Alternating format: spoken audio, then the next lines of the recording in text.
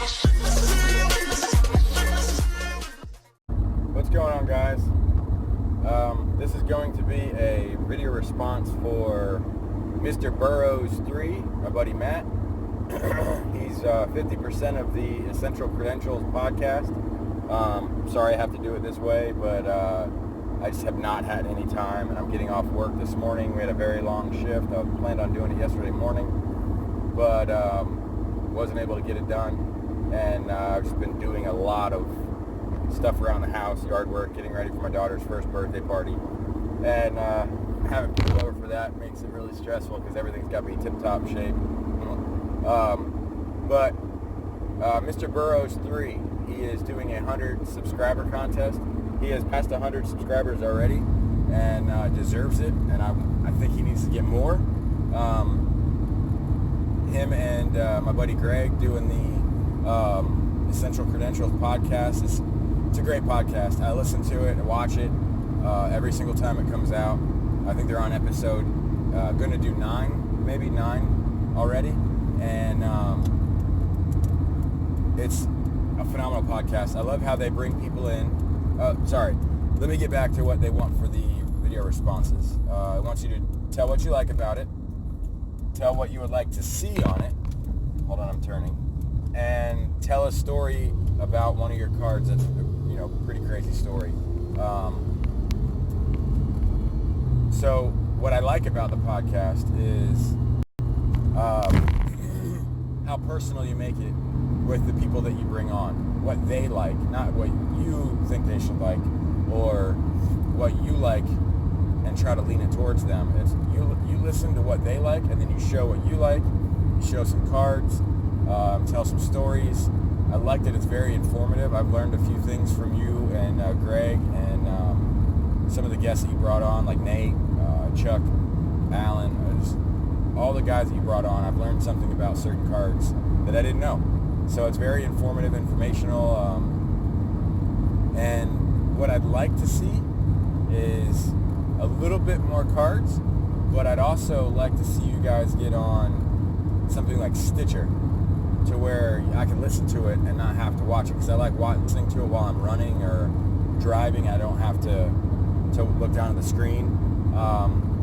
That would be great. I know I've talked to you guys about it before. I don't really know how you go about getting on it. I'm not a podcast guy, so I just listen to them and watch them.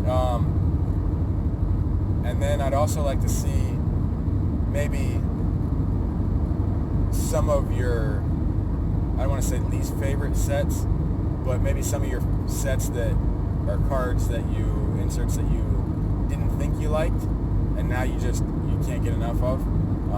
That would be cool to see, different aspect of collecting, as far as like, I got something in my collection, I bought it because it's my guy or my team or whatever, but I didn't really get it because I liked it. But now that I have it and I've stared at it for so long, or I've looked at it, it's growing on you. And I know I've posted something like that in the group before, but I'd like to see something like that.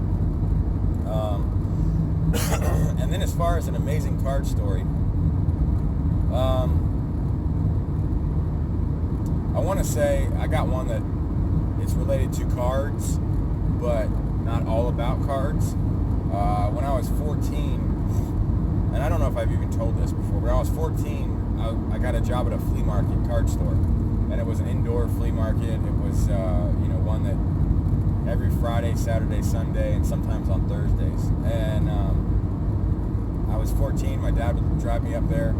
He was friends with the owner, so he paid me in cards. So I got to open boxes of cards in like 94 and part of 95 when I was 14. And I didn't know of all the inserts. I knew what I liked, and I still have some of them.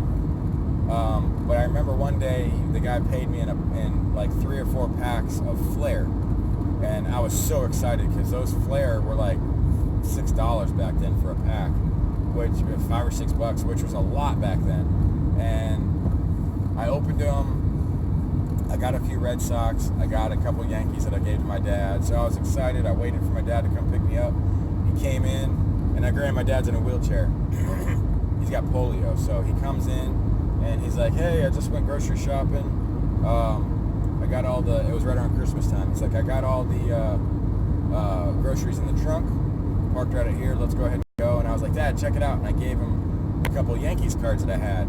And I think one was like, man, I don't even know who they were. I don't even want to guess because it was so long ago. But I know I gave him like 2 or 3 Yankees cards. And he thought they were so neat. I worked for him, opened them myself, got them, gave them to him. And they're from a newer product, called Flair. And when I gave them to him, he took them, I put them in a little clamshell, and he put them in his shirt pocket, and we started going out to the car to go home. And he's like, I parked right here. Where's the car? Ended up somebody stole our car while he came in and to get me. And ended up, that was at like probably 5 or 6. And the cops ended up finding it at like 11 o'clock at night. So we had to drive all the way back down to where it was and get the car and make sure everything was there. Of course, all the groceries were stolen. The glove box was broken open. And some money he kept under the floor mat was gone. But the guy ended up saying that he followed my dad from the grocery store to pick me up because he saw how much groceries he put in the trunk. And that's what he was planning on stealing, which is what he stole. So it ruined the card experience that I thought I had with my dad by being able to say, hey, I worked for these, I got these, I give them to you, something that I could do for him being a 14-year-old. And it just kind of ruined it. And he doesn't have those Yankees cards anymore. I have the couple Red Sox that I do have, or did pull. But it's not about one specific card, but it is definitely an amazingly sad story. The car wasn't damaged other than the glove box being broken, so we were able to get it back and just fix the glove box, and it was fine. But something that I thought was going to be so fun and so exciting to give him something, and turned out to be something crappy. But it is what it is. It's life. Stuff happens. People are rotten, and they even wait outside for handicapped people. So, but I love your podcast, guys. Keep it going. If you need other ideas, this is a great way to get them. But if you need help, let us know. We got plenty of ideas out in this hobby, and we just like hearing stuff, seeing stuff and hearing stuff like your podcast. So congrats on 100. You're almost to 200, I think. And so everybody have a good Sunday, and get your responses in. See ya.